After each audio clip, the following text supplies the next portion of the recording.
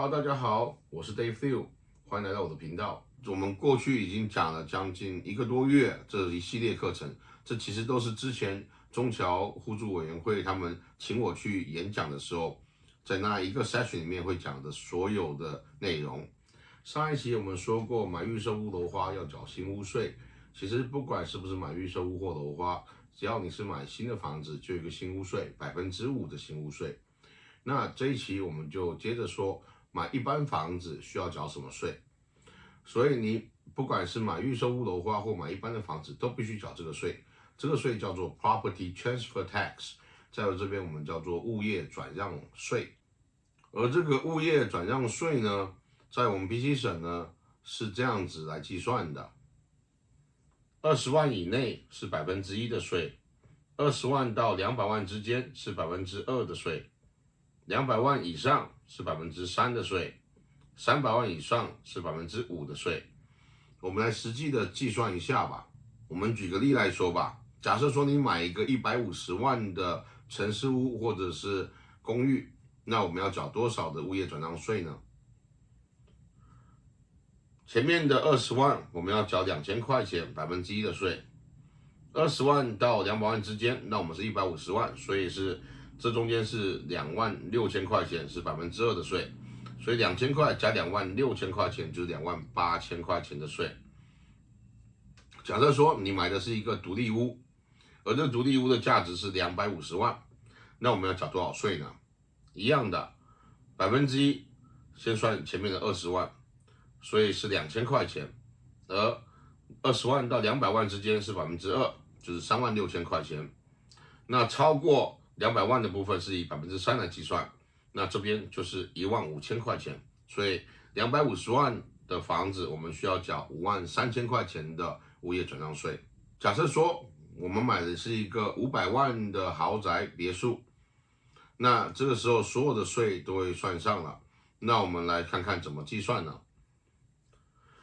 首先的20万，我们是1%的税，就是2500。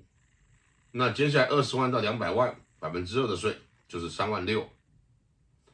那200万到300万之间是3%的税，就是3万。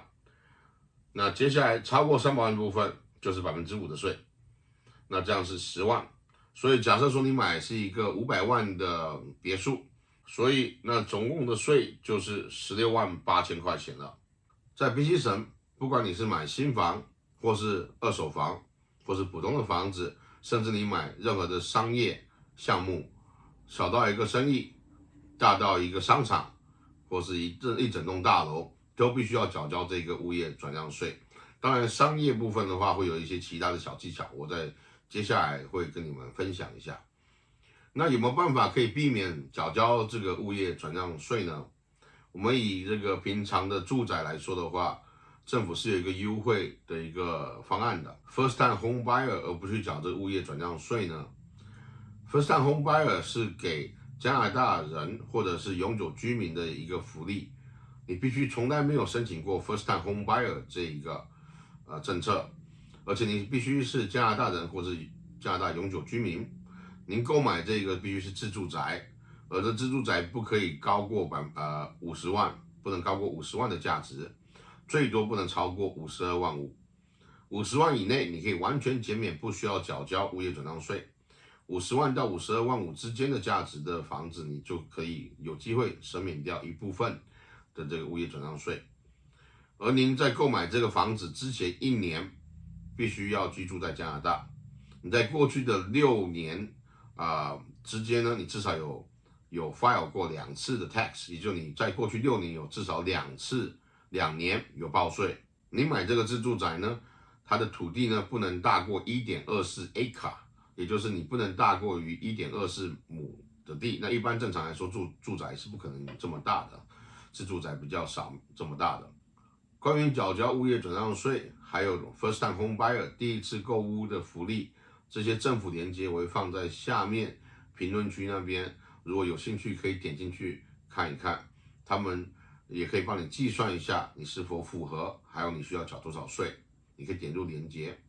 那我们过去已经讲了将近1个多月这一系列课程，这其实都是之前中侨互助委员会他们请我去演讲的时候，在那一个 session 里面会讲的所有的内容。那因为去中侨的时候，我会讲1个多小时、2小时。那我们的节目因为这个频率的关系，所以只能讲一段一段的来解释。